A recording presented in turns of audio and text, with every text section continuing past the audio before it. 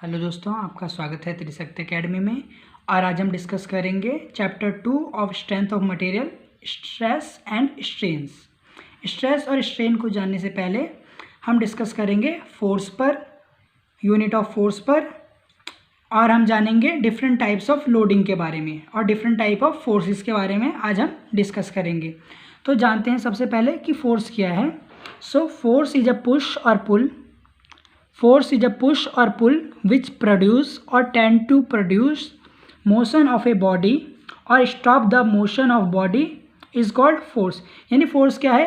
एक पुलिंग पुल है और एक पुश है, जिसके कारण क्या होता है, हमारी जो बॉडी होती है उसका मोशन क्या हो जाता है, चेंज हो जाता है, या उसका मोशन स्टॉप हो जाता है। यानी उसकी गति हम रोक सकते हैं फोर्स से, या उसकी गति को हम इंक्रीज कर सकते हैं, या हम किसी भी बॉडी में मोशन प्रोड्यूस कर सकते हैं किसकी हेल्प से, with the help of force. तो उसे ही हम क्या कहेंगे, फोर्स कहेंगे। अब देखिए यहाँ पे मैंने फोर्स को दो तरीके से वैसे क्लासीफाई किया है, क्वेश्चन में भी किया है, यहाँ पे भी किया है, पुश और पुल। पुश होता है एज ए कंप्रेसिव फोर्स, यानी जब भी मैं बॉडी पे कोई कंप्रेसिव फोर्स लगाता हूँ, कंप्रेस करना किसी भी बॉडी को, तो वो कहलाता है पुश। और पुल कहलाता है टेंजाइल फोर्स। पुल कहलाता है टेंजाइल फोर्स। यहाँ देखिए फोर्स क्या है, टेंजाइल है, यानी फोर्स क्या है, बाहर को लग रहा है, पुलिंग फोर्स लग रहा है, तो इसे ही हम क्या कहेंगे, टेंजाइल फोर्स कहेंगे।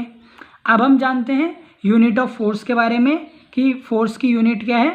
सो the SI unit of force is newton. The SI unit of force is newton. MKS unit of force is kilogram force. Kilogram force. यहाँ पे आपको एक रिलेशन दिख रहा होगा, 1 kilogram force is equal to 1 kilogram is equal to 9.81 newton is equal to 10 newton is equal to 10 newton. यानी यहाँ पे हमारे पास रिलेशन है न्यूटन और किलोग्राम फोर्स के बीच में, एमकेएस यूनिट ऑफ फोर्स और एसआई यूनिट ऑफ फोर्स के मध्य में क्या है, हमारे पास एक रिलेशन है कि 1 किलोग्राम इज इक्वल टू होगा अप्रॉक्सीमेटली 10 न्यूटन के। अप्रॉक्सीमेटली 10 न्यूटन के क्या होगा, ये इक्वल होगा। अब हम कुछ यूजफुल यूनिट देखेंगे और कुछ कन्वर्जन देखेंगे यहाँ पे कि 1 किलो न्यूटन में कितने न्यूटन होते हैं। 1 किलो न्यूटन में 1000 न्यूटन होते हैं। कितने? 1000 न्यूटन होते हैं। 1 टन में 1000 किलोग्राम होते हैं, 1 टन में 1000 किलोग्राम होते हैं, और हमें पता है 1 किलोग्राम में 10 न्यूटन होते हैं। तो एक टन में कितने किलोग्राम होते हैं, 1000, और 1000 को मैं 10 से मल्टीप्लाई करूंगा तो क्या आएगा, 10 to the power 4 newton. 10 to the power 4 newton. अब हम देखते हैं 1 mega newton. 1 mega newton means 10 to the power 6 newton. 1 kilo pascal. 1 kilo pascal, तो मुझे पता है pascal is the unit of pressure. Pascal is the unit of pressure. तो आप देखिए 1 किलो पास्कल, पास्कल का मतलब होता है न्यूटन पर मीटर स्क्वायर, तो इसका मतलब 1 kilo newton per metre square. और इसी को अगर मैं किस में कन्वर्ट करूंगा, न्यूटन मीटर में, तो 1 किलो न्यूटन में मुझे पता है 10 टू दी पावर 3 न्यूटन होते हैं, तो 10 to the power 3 newton per metre square. अब हम देखते हैं 1 एमपीए यानी 1 mega pascal is equal to 1 mega newton per metre square. 1 mega newton per metre square is equal to 1 newton per MM square. जब मैं इसको एमएम में convert करूंगा, न्यूटन पर एमएम स्क्वायर में कन्वर्ट करूंगा, देखिए कैसे करूंगा, मुझे पता है 1 मेगा न्यूटन में कितने न्यूटन होते हैं, 10 टू दी पावर 6, और 1 मीटर स्क्वायर में कितने होंगे, 10 to the power 6। So 10 to the power 6 से 10 टू दी पावर 6 कैंसिल हो जाएगा, और यहाँ पे आएगा मेरे पास 1 न्यूटन पर एमएम स्क्वायर। इससे हमारा मेगा पास्कल किस में कन्वर्ट हो जाएगा, न्यूटन पर एमएम स्क्वायर में कन्वर्ट हो जाएगा। अब हम जानते हैं फॉर्मूला फॉर फोर्स, यानी फोर्स का फॉर्मूला क्या है। सो हमारे पास फोर्स का फॉर्मूला है mass into acceleration. Mass into acceleration हमारे पास फॉर्मूला होता है फोर्स का, द्रव्यमान गुणा त्वरण। द्रव्यमान गुणा त्वरण। देखिए हमें पता है फोर्स क्या है, वेक्टर क्वांटिटी है, उसके पास मैग्नीट्यूड भी होता है और डायरेक्शन भी होती है। उसके पास मैग्नीट्यूड भी होता है एंड डायरेक्शन भी होती है। और डायरेक्शन किस दिशा में होती है फोर्स की, जिस दिशा में हमारे पास मोशन लगता है, जिस दिशा में कोई भी वस्तु गति करती है उसी दिशा में उसकी क्या होती है, वही क्या होती है, उसकी डायरेक्शन होती है, वही क्या होती है, उसकी फोर्स की दिशा होती है। अब हम डिस्कस करेंगे types of load and types of force, जो दोनों ही एक हैं, इन पे हम डिस्कस करेंगे। सबसे पहले dead and leave load. When load act on a non moving part of A machine, यानी जब किसी भी नॉन मूविंग पार्ट पे हमारा लोड या फोर्स हम अप्लाई करते हैं तो हम उसे क्या कहेंगे, डेड लोड कहेंगे। क्या कहेंगे, डेड लोड कहेंगे। यानी अगर मैं इस बॉडी में या जो स्टेशनरी बॉडी है इसमें मैं कोई लोड लगाता हूँ तो हम उसे क्या कहेंगे, डेड लोड कहेंगे। When load act on moving body, यानी जब लोड किसी भी मूविंग बॉडी पे लगेगा तो हम उसे क्या कहेंगे, लीव लोड। जैसे हम देखेंगे मूविंग व्हील पे जो लोड लग रहा है स्कूटर के, या कोई भी मूविंग बॉडी जो मूव हो रही है उस पर जब हम लोड लगाते हैं तो उसे क्या कहेंगे, हम लीव लोड कहेंगे। अब आता है एक्सियल लोडिंग क्या होता है, या axial load. When the load act normal to the axis of beam, यानी जब लोड हमारा नॉर्मली लगता है, means perpendicular to the axis of beam, यानी लंबवत लगता है बीम के, तो हम उसे क्या कहते हैं, axial and transverse load. Third type of load है हमारे पास tensile and compressive load. Load of equal magnitude but opposite in direction having same line of action. देखिए यहाँ पे टेंसाइल लोड दिखाई, कोई बॉडी है इसमें मैं टेंसाइल लोड लगा रहा हूँ, यानी पुलिंग फोर्स एक तरीके से लगा रहा हूँ जिसकी क्या है, सेम लाइन ऑफ एक्शन है। Having tendency to increase the length of body, जिसकी टेंडेंसी कैसी है, इंक्रीज करता है जो लेंथ ऑफ बॉडी को, यानी पुलिंग फोर्स लगाने पर, टेंसाइल फोर्स लगाने पर हमारी बॉडी कैसे हो जाती है, इलोंगेट हो जाती है। तो इसी फोर्स को या इसी लोड को हम क्या कहेंगे, टेंसाइल लोड और टेंसाइल फोर्स कहेंगे। अब हम देखते हैं कंप्रेसिव फोर्स या कंप्रेसिव लोड क्या होता है। Load of equal magnitude but opposite in direction having same line of action having tendency to decrease the length of body is called compressive load. यानी इक्वल मैग्नीट्यूड का force but in opposite direction. देखिए opposite direction में लग रहा है, दोनों कैसे लग रहा है, अपोजिट डायरेक्शन में। Having same line of action, इसकी लाइन ऑफ एक्शन सेम है, पर क्या है, यह फोर्स लगने पर हमारी बॉडी की जो वो है, हमारी बॉडी की जो लेंथ है वो कैसे हो जाती है, डिक्रीज हो जाती है। हमारी बॉडी की जो लेंथ है वो कैसे हो जाती है, डिक्रीज हो जाती है। अब फोर्थ टाइप ऑफ लोड आप देखेंगे है शियर लोड। शियर लोड या shear force. Load of equal magnitude but opposite in direction having different line of action. इसमें क्या होगी, अभी तक हम देख रहे थे हमारे पास सेम लाइन ऑफ एक्शन थी, पर अब हमारे पास डिफरेंट लाइन ऑफ एक्शन है। Body tries to slide over other, यानी जब बॉडी हमारी फेल हो जाती है शेयरिंग के बाद तो क्या होता है, वो एक दूसरे के ऊपर स्लाइड करने लग जाता है। तो ऐसी फोर्सेस को, जो फोर्स या ऐसे लोड को ही हम क्या कहेंगे, शियर लोड कहेंगे। रिविटेड जॉइंट यहाँ पे आपको दिख रहा है, मैं आपको रिविटेड जॉइंट की हेल्प से शेयरिंग समझाऊंगा। यहाँ देखिए दो प्लेट्स हैं, इनमें हमने रिविट लगाया है। दो प्लेट्स हैं, लैप जॉइंट है, इसमें हमने क्या लगाया है, रिविट लगाया है।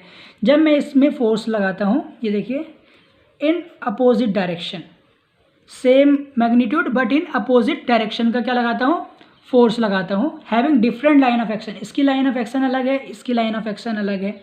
जब मैं ऐसा इस पर शेयरिंग का फोर्स लगाता हूँ तो ये क्या होता है, जब शेयरिंग होती है, जब फोर्स लगता है एक दूसरे पे, तो ये क्या होती है, ये ब्रेक हो जाता है और एक दूसरे के ऊपर क्या करने लग जाता है, स्लाइड करने लग जाता है रिविट। तो इसे हम क्या कहेंगे, शेयरिंग ऑफ रिविट या शेयरिंग फोर्स कहेंगे। इसमें बॉडी क्या होगी, एक दूसरे के ऊपर टेंजेंशियल फोर्स लगाएगी, एक दूसरे के ऊपर स्लाइड करने की कोशिश करेगी।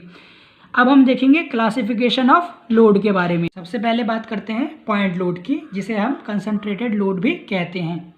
ए load considered to act at a point on the body is called point load. यानी जब भी बॉडी में, किसी भी बॉडी पर, किसी भी पॉइंट पर अगर हमारा लोड लगे तो हम उसे क्या कहेंगे, पॉइंट लोड कहेंगे। मान लीजिए ये मेरे सिंपली सपोर्टेड बीम है और इसमें दो जगह W1 एंड W2 2 पॉइंट्स पे हमारे क्या लग रहा है, पॉइंट लोड लग रहा है, क्योंकि ये एक बीम पे क्या लग रहा है, पॉइंट पे, किसी भी पॉइंट पे लगने वाला लोड क्या कहलाता है, पॉइंट लोड कहलाता है। अब देखिए सेकंड टाइप है डिस्ट्रीब्यूटेड लोड का। Distributed load, a load which is distributed uniformly over the length of beam is called UDL. इसको हम क्या कहते हैं, यूडीएल कहते हैं, uniformly distributed load, uniformly distributed load कहते हैं।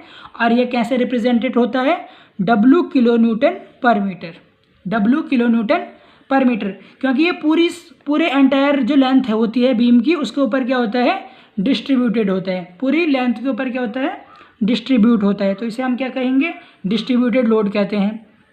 फॉर एग्जांपल देखिए the rate of loading is 20 kilo newton per metre. यानी जो लोडिंग है हमारी यूडीएल वो कैसी है, 20 किलो न्यूटन पर मीटर। और बीम की लेंथ है 4 मीटर लेंथ है। तो हमें बताना है कि टोटल जो लोड है, जो हमारा लोड है डब्लू, वह कितना होगा।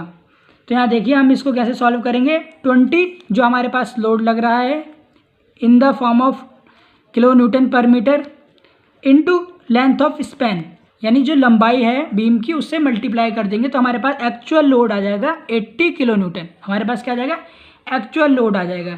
तो हम क्या करेंगे, W into length of span से मल्टीप्लाई करने पर हम क्या निकालेंगे, इसका जो असली जिसकी जो रियल जो हमारे पास लोड आएगा तब वो हमारे पास आएगा इसकी लेंथ ऑफ स्पैन से मल्टीप्लाई करने पर। अब थर्ड टाइप ऑफ लोड के बारे में हम डिस्कस करते हैं, वह है uniform varying load. Uniform varying load देखिए, it is also known as triangular load. इसे हम क्या कहते हैं, ट्रायंगुलर लोड कहते हैं। In this case load increase और decrease at a constant rate. इसमें क्या होता है, हमारा जो लोड होता है वो क्या करता है, इंक्रीज करता है या डिक्रीज करता है कांस्टेंट रेट से। यहाँ देखिए क्या कर रहा है, डिक्रीज कर रहा है। यहाँ क्या कर रहा है, डिक्रीज कर रहा है एट अ कांस्टेंट रेट, और यहाँ क्या कर रहा है, इंक्रीज कर रहा है एट अ कांस्टेंट रेट। तो इसे ही हम क्या कहेंगे, यूनिफॉर्म वेराइंग लोड। देखिए इसको हम इसमें लोड निकालने के लिए हम कैसे करते हैं, कैसे क्या ये फार्मूला यूज़ करते हैं। तो देखिए जो लोड हमें दिया हुआ है W kilo newton per metre में into length of span, length of span से मल्टीप्लाई करेंगे बाय टू। जब हम इसको W इंटू एल बाय 2 करेंगे तो हमारे पास जो लोड होगा वो किस में आ जाएगा, किलो न्यूटन में। बल्कि हमारे पास जो पहले लोड होगा वो हमें दिया रहेगा किलो न्यूटन पर मीटर में। तो हमें वेराइंग लोड को कन्वर्ट करने के लिए W इंटू एल बाय 2 से डिवाइड करना पड़ेगा, जहाँ पे L क्या है, लेंथ ऑफ स्पैन, यानी जो बीम की लंबाई है वो। अब हम डिस्कस करते हैं बेंडिंग लोड के बारे में, जो 4 टाइप ऑफ है लोड का।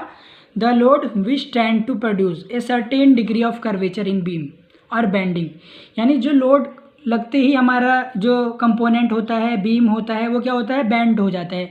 यहाँ पे मैंने कैंटिलीवर बीम दिखाया है जिसका एक एंड हमारे पास फिक्स होता है और एक एंड क्या होता है, फ्री होता है। जब मैं इसके फ्री एंड पे कोई पॉइंट लोड लगाता हूँ तो ये बीम क्या हो जाएगा, ऐसा बैंड हो जाएगा। क्या हो जाएगा, बैंड हो जाएगा। तो ये जो बैंडिंग हो रही है इसमें, इसे ही हम क्या कहेंगे, बैंडिंग लोड। इसे हम क्या कहेंगे, बैंडिंग लोड। जो लोड क्या प्रोड्यूस करे हमारे पास, बैंडिंग प्रोड्यूस करे किसी भी बॉडी में या किसी भी बीम में, तो हम उसे क्या कहेंगे, बैंडिंग लोड। ये हमारे पास सिंपली सपोर्टेड बीम के केस में भी हो सकता है। मानिए सिंपली सपोर्टेड बीम है मेरे पास, ये देखिए, और जब मैं इसमें कोई पॉइंट लोड लगाता हूँ तो ये देखिए ये बैंड हो जाएगा। ये क्या हो जाएगा, हमारे पास बैंड हो जाएगा। इससे हमारे पास क्या आ जाएगा, बेंडिंग। इससे हमारे पास आएगी बेंडिंग, और इसे ही हम क्या कहेंगे, बेंडिंग लोड। इसे ही क्या कहेंगे हम, बेंडिंग लोड। अब फिफ्थ टाइप ऑफ लोड के बारे में हम डिस्कस करते हैं। फिफ्थ टाइप ऑफ लोड है हमारे पास ट्विस्टिंग लोड या टॉर्जन लोड। ट्विस्टिंग लोड या torsion load, the load which tend to produce 2 couples applied at 2 opposite ends, यानी 2 कपल्स हमारे पास लगते हैं। कपल होते हैं, देखिए, यानी 2 डिफरेंट पे क्या लगता है, 2 डिफरेंट एंड पे हमारे पास टॉर्क प्रोड्यूस हो जाता है। टॉर्क प्रोड्यूस हो जाता है। और सॉफ्ट, किसी भी बॉडी या सॉफ्ट में ड्यू टू क्या, टॉर्क प्रोड्यूस होने के कारण क्या होता है, एक हमारा जो एंड होता है वो रोटेट करने लग जाता है with relative to other end, with relative to other end. इस एंड के सापेक्ष में ये क्या होने लग जाता है, हमारे पास रोटेट होने लग जाता है। तो इसी लोड को हम क्या कहते हैं, जो लोड हमारा प्रोड्यूस कर दे कपल्स जो हमारे प्रोड्यूस कर दे 2 डिफरेंट एंड पर, क्या कर दे, 2 डिफरेंट एंड पर हमारे पास क्या कर दे, इक्वल एंड अपोजिट मोशन जो है वो प्रोड्यूस कर दे, तो उसे हम क्या कहेंगे, कपल कहेंगे। और जो हमारे पास जो 2 कपल्स होते हैं वो अप्लाई किए जाते हैं 2 डिफरेंट एंड्स, और उससे हमारी बॉडी क्या होती है, सॉफ्ट होती है, वो मूव करने लग जाती है, तो उसे हम क्या कहेंगे, ट्विस्टिंग लोड या टॉर्जन लोड कहेंगे। इसी के साथ आज हमारा टॉपिक, जिसमें हमने डिस्कस किया फोर्स के बारे में, टाइप ऑफ फोर्स या लोड के बारे में, और हमने क्लासिफिकेशन ऑफ लोड देखा कि किस प्रकार से हमारे लोडिंग होती है, कैसे हम डिफरेंट टाइप से लोडिंग करते हैं। तो हमने देखा डिफरेंट टाइप्स ऑफ लोड के बारे में भी हमने डिस्कस किया। डिफरेंट टाइप्स ऑफ लोड के बारे में डिस्कस करने के बाद हम अगली वीडियो में स्ट्रेस पर चर्चा करेंगे कि स्ट्रेस क्या होता है। अगर आपको इस वीडियो से रिलेटेड कोई भी क्वेरी हो तो आप त्रिशक्ति एकेडमी के कमेंट सेक्शन में कमेंट कर सकते हैं, और यदि आपको यह वीडियो अच्छा लगा हो तो प्लीज़ आप इसे लाइक कर सकते हैं। बहुत बहुत धन्यवाद।